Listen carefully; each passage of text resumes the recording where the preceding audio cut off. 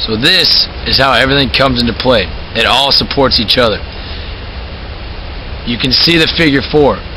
The only way that right now this can get triggered is if the trigger goes that way and slides off this notch.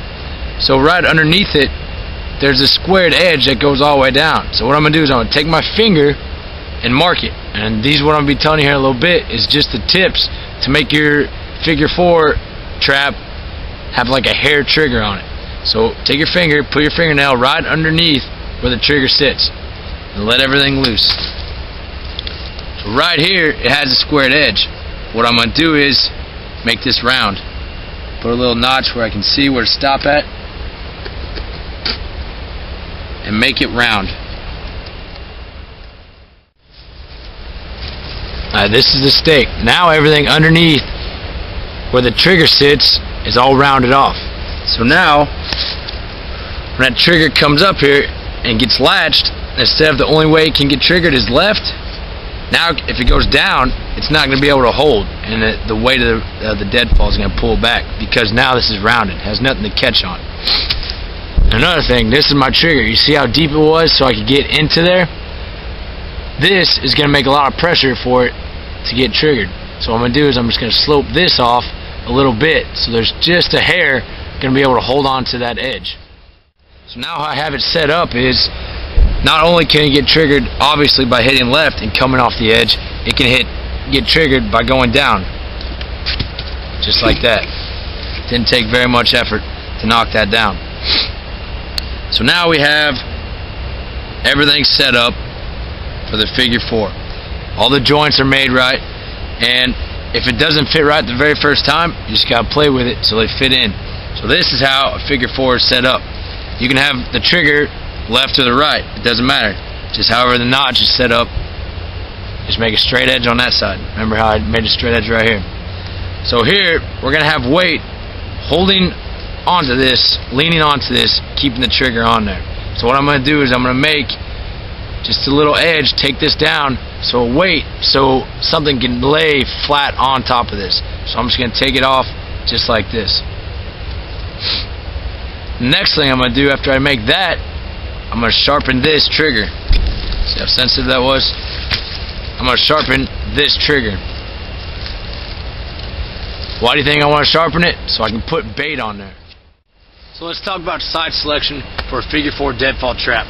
Side selection, you want it to be on a trail or somewhere where the animal, the type of game you're trying to get, visits frequently, like a side of a creek or something where you see tracks, something like that. That's side selection. Now the deadfall that you want to choose is something that has a nice mass to it, but the biggest thing you want is a flat killing surface.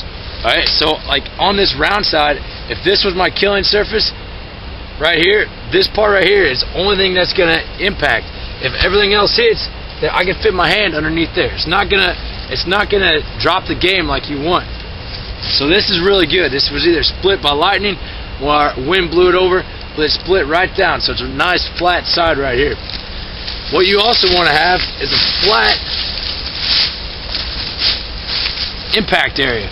So the length of the deadfall. I'm going to kick it in there, give it a little push into the ground. Now how you're going to set it up is, you're going to take your stake and stick it in the ground with the flat edge, that squared edge, facing into the deadfall. Take your brace piece, your support piece, and then your trigger. Okay, now how you're going to do is you're going to put the weight on the support piece, and you're just going to set deadfall on top of it, balancing it, so make sure it fits in there. That's basic setup for figure 4 deadfall trap. I got my trail coming in. I want my trail to come in from this side because my trigger's on the left. So the only way it can get hit and tripped is by this side, theoretically. But I shaved the bottom part, so if the animal starts to pull on the bait that I put on there, and I'll talk about bait here in a little bit, it'll kick it off too. But I don't want this animal coming in from over here. So one thing I can do to counter that is I can take limbs and I can make a wall so it funnels the game I'm trying to get to the other side of the trap. So you're gonna make a wall on the side that your trap can't get tripped on. So now I got it all set up how I want it set up. Let's talk about bait. Bait, if you can bring it from home, do so. So let's say peanut butter, an apple, something like that. Peanut butter is by far my favorite. Now, if you're going from the home and you're just trying to set up a figure 4 trap in the woods, it's not a survival situation, check your local laws before you do anything like this.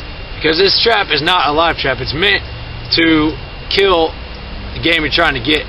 So someone's house pet can fall victim to a trap like this. So be wary of that. A lot of the fans out there, you know what MREs are. MREs are meals ready to eat that the military gets out whenever they're in the field, and you can use it for survival situations.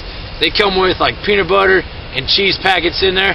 That cheese and that peanut butter is excellent food if you have it in your pack with you, or excellent bait, I should say, to use. Also, fish heads, fish guts, or let's say I get a rabbit with my first one, I could take the guts from that and try to get something else. But your trap has to have bait. The last thing you're going to do before you go away from your trap is to make sure everything's balanced and it's as hair of a trigger as it can possibly get. So now I'm just going to show you guys what it takes to set this off.